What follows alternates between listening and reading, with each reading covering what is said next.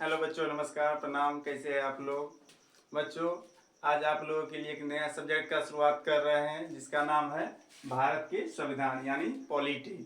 दोस्तों, हम लोग आप लोगों को आशा दिलाते हैं, हम आप लोगों के बीच पॉलिटी का पूरे क्लास लेके आए हैं जिसमें शुरू से अंत तक का पॉलिटी हम पढ़ा देंगे, जिससे भारत के में या बिहार में जितने छोटे बड़े एग्जाम होता है एक भी क्वेश्चन नहीं छूटेगा।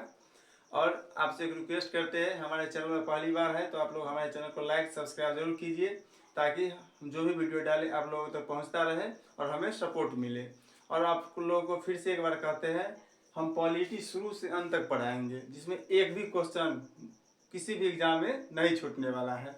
चलो दोस्तों, तो पॉलिटी शुरू करने से पहले छोटा छोटा जो क्वेश्चन है उसको देख लेते हैं।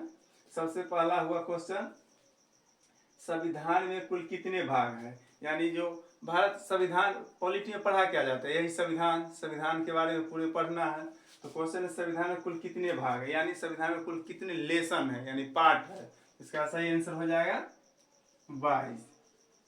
भाग मतलब चैप्टर, जैसे किसी क्लास में कितना, किसी सब्जेक्ट में कितना चैप्टर रहा है, तो समझिए 22 चैप्टर है। फिर कहा गया है, दूसरा क्वेश्चन है, भारत संविधान में कुल कितने अनुसूची है?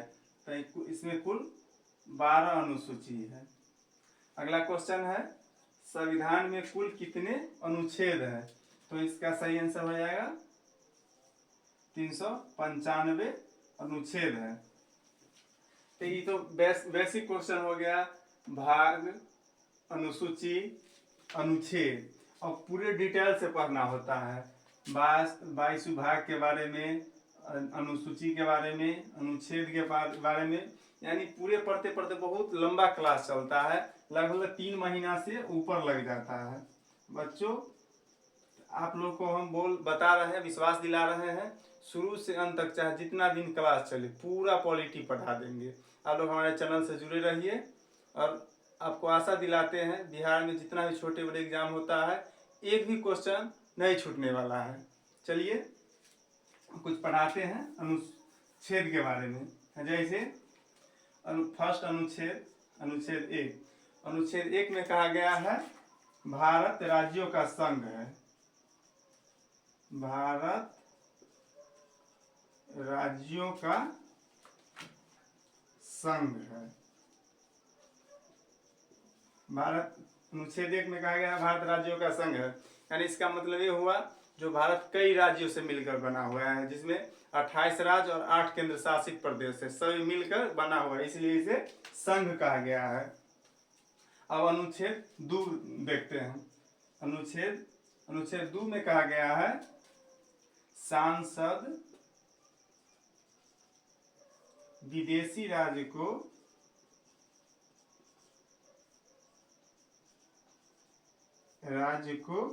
भारत में मिला सकता है।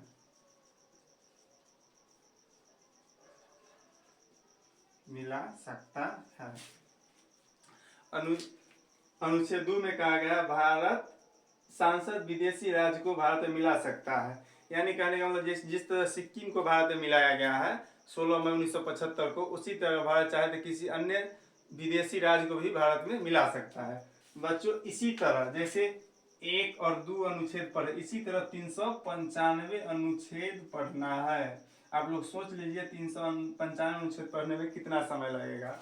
आपको हम आशा दिलाते हैं 1 से 395 तक जितना भी अनुच्छेद है सभी आप लोगों को हम पढ़ा देंगे। और इतना ही नहीं, फिर 22 भाग है, 12 अनुसूची है, सभी पढ़ना होता है। चलिए आगे देखते हैं।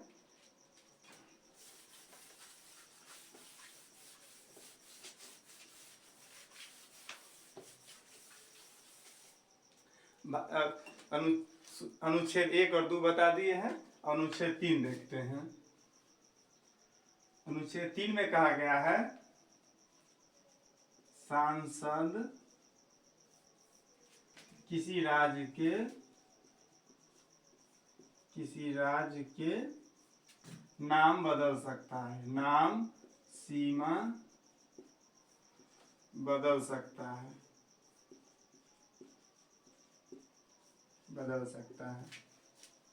इसका मतलब ये हुआ जो सांसद, भारत में जितना भी सांसद है वो एक संगठन बना करके, संगठन तो वो है ही, सब लोग मिल करके सांसद किसी राज्य के नाम बदल सकते हैं। जैसे बिहार है, उसका नाम आर्यवर्त कर दे, हो सकता है। उसका सीमा बदल सकता है। मान लीजिए बिहार को थोड़ा सा काट कर कोई अलग राज्य बना दिया, सीमा बदल गया। इसका मतलब यही हुआ जो सांसद चाहे तो किसी राज्य के नाम और सीमा परिवर्तन कर सकता है। इसी तरह अगला अनुच्छेद देखेंगे 4। अनुच्छेद 4 में कहा गया है जब सांसद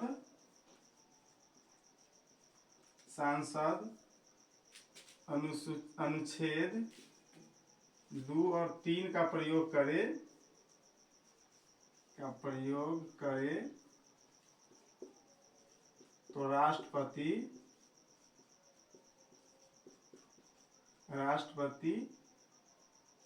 हस्तक्षेप